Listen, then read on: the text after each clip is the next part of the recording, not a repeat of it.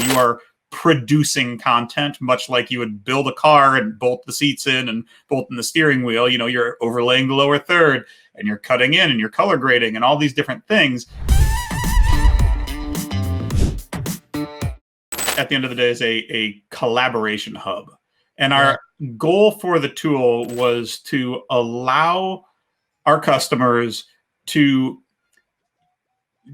organize the stuff that they have, right? Whether it's pictures, audio, video, really doesn't matter. It's generally creative content of some sort that has some sort of visual or audio feedback loop in it. And by feedback loop, I mean you have producers, you have editors, you have modifications, you have versioning, you have things happening in a creative workflow. You are producing content much like you would build a car and bolt the seats in and bolt in the steering wheel. You know, you're overlaying the lower third and you're cutting in and you're color grading and all these different things. And we want a place where, you know, there could be a source of truth for where all the content actually lives. And then the people that are doing all the various different parts can kind of get in and do the parts that they need to do as unobtrusively as possible. And that means, you know, hey, if you're a producer and you're just marking up and making notes, right?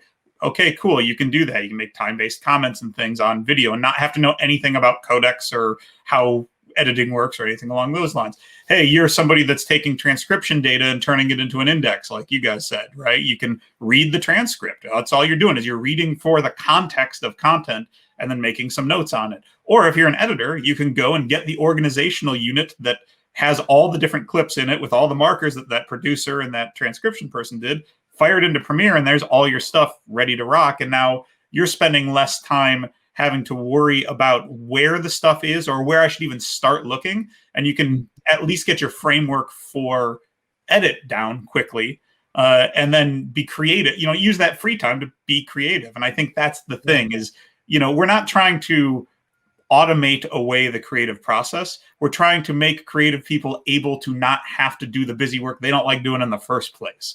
Let's cut down those cycles. Where is that clip of, you know, the green Power Ranger helmet? I don't know where it is, man. Like, is it on this storage? Is it on that drive on the shelf? I don't know. Well, let's look through this Excel sheet. And, you know, those sorts of problems are very real.